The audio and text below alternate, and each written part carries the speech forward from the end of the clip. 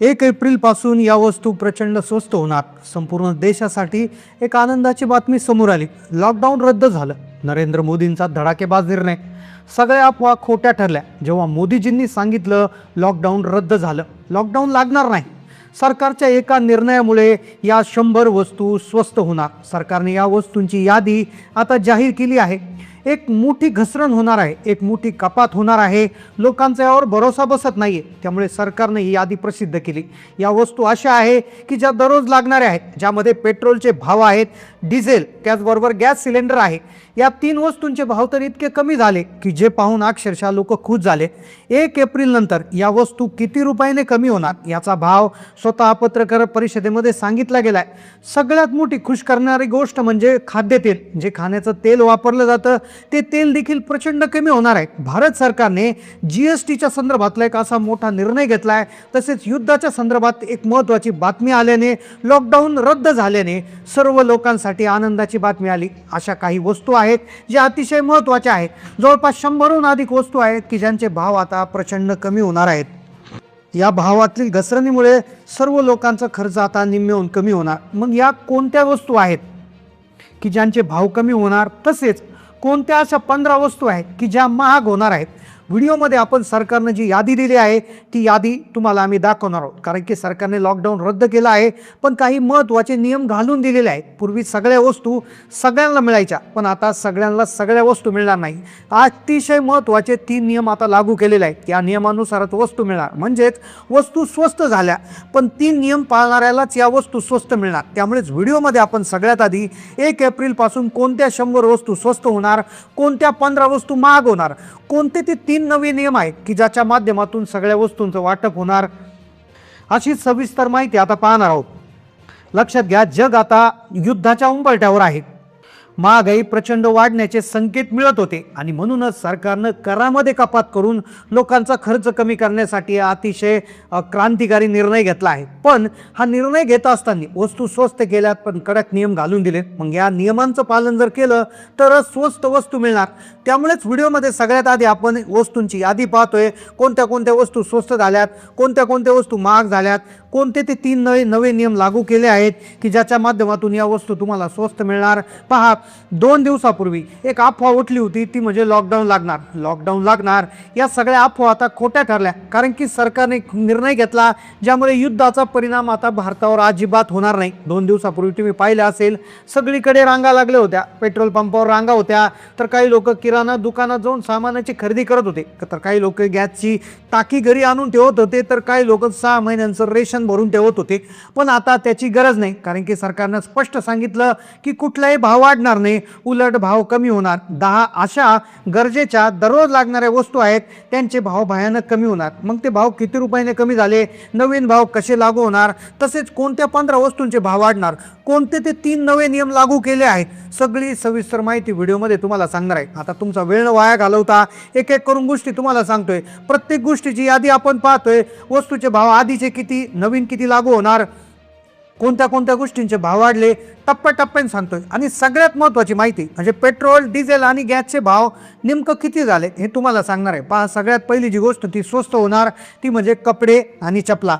पहा, सरकारने कमी किमतीचे बूट आणि कपड्यांवरचा टॅक्स कमी केला आहे. त्यामुळे साधे कपडे आणि चपला स्वस्त आता मिळणार आहे. पहा, ज्या कपड्यांची किंमत आधी 200 रुपये 300 रुपये होती, तर ती आता कमी होऊन प्रचंड कमी झाली आहे. हे ऐकून तुम्ही म्हणाल की अशी कितीशी कमी होणार, पण पहा, प्रत्येक वस्तूवर थोडी थोडी बचत झाली तर महिन्याला मोठी रक्कम वाढते. आता कपड्यांचा आणि चपलांचा विषय हा काय दररोज लागणारा विषय नाही, पण पुढच्या 8 वस्तू ज्या आहेत तर त्या तुम्हाला दररोज लागणार आहे.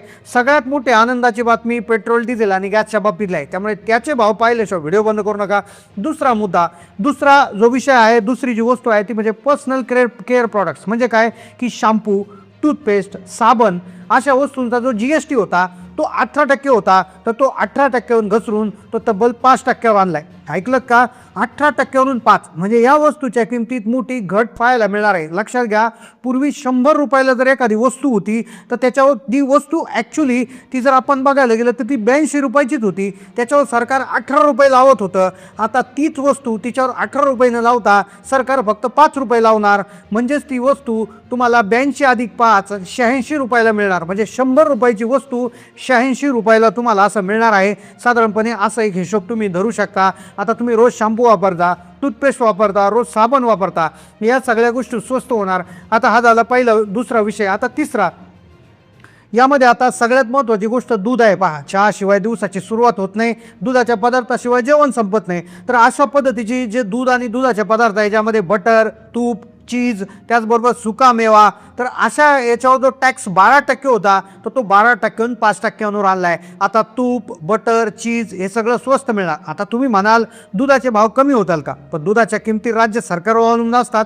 दुधाच्या मालावरचा GST कमी केल्याने तूप, बटर, दही या सगळ्या गोष्टी आता नक्की स्वस्त होणार. साधारणपणे 7% GST याच्यावरून कमी झाला आहे. म्हणजे जी गोष्ट पूर्वी 107 रुपयाला मिळत होती ती गोष्ट आता फक्त 100 रुपयाला मिळणार आहे, असं ढोबळ मानायला. लक्षात घ्या. आता पेट्रोल, डिझेल आणि गॅसच्या भावात किती फरक पडणार याचीच माहिती आपण घेतो. आता चौथा आणि सगळ्यात महत्त्वाचा मुद्दा म्हणजे खाद्यतेल. आता पहा, रोज आपण वापरतो ते खाद्यतेल आहे, त्यामध्ये सोयाबीन तेल, सूर्यफूल तेल याबद्दल काय बातमी ते ऐका. सरकारने पाम तेल, सूर्यफूल तेल आणि सोयाबीन तेलावरचा आयाताचा टॅक्स कमी करण्याचा निर्णय घेतला आहे. म्हणजेच या तेलांच्या किमती आता वाढणार नाही, जशा राहतील तशाच राहतील किंवा काही प्रमाणात कमी होऊ शकतात. ही सगळ्या सर्वसामान्यांसाठी मोठी दिलासादायक बातमी. पहा, युद्धामुळे पाम तेलाचा पुरवठा थोडासा खंडित झाला होता, त्यामुळे सरकारने याच्यावरची जी इम्पोर्ट ड्युटी आहे म्हणजे आयात केल्यानंतरची जो टॅक्स असतो तो टॅक्स कमी केला आहे. आणि ज्यामुळे पुढे जे वाढणार होत्या त्या किमती एकतर वाढणार नाही किंवा कमी होण्याची दाट शक्यता. आता पाचवा मुद्दा, आता ह्या आपण टप्प्याटप्प्याने पाहतोय, पण शेवटचं पेट्रोल, डिझेल आणि गॅसचे भाव पाहिल्याशिवाय व्हिडिओ बंद करू नका. पाचवा मुद्दा आहे पहा, स्मार्टफोन आणि घरगुती उपकरणं. पहा, fridge, TV, washing machine, mobile phone या सगळ्या किमतींमध्ये बदल होऊ शकतो. सरकारनं इलेक्ट्रॉनिक वस्तूवरच्या काही गोष्टींमध्ये सवलती दिल्या आहेत, पण इथे एक गोष्ट लक्षात ठेवा, काही इलेक्ट्रॉनिक वस्तूवरचे शुल्क वाढवण्यात आले, त्यामुळे काही महागडे प्रॉडक्ट्स जर तुम्ही खरेदी करू शकताल तर ते महाग होऊ शकतात. आता सहावी मोठी गोष्ट जिनं आपलं आयुष्य वाचतं ती म्हणजे औषधं. तर औषधाच्या बाबतीत ज्या BP, शुगर किंवा हृदयाचा त्रास असतात, रोज खाव्या लागणाऱ्या गोळ्या, त्यांना आता प्रचंड स्वस्त त्या ठिकाणी होणार. आता सगळ्यात महत्त्वाचा मुद्दा पेट्रोल, डिझेल आणि गॅसचे भाव. आता या तीन गोष्टी प्रत्येकाच्या बजेटची वाट लावतात. इंधनाचे दर वाढले म्हणून मालतूक महाग ते भाजीपाला, धान्य, म्हणजे सगळ्याच गोष्टी पेट्रोल, डिझेलवर अवलंबून असतात. तर भारत सरकारने एक मास्टर स्ट्रोक मारला आहे.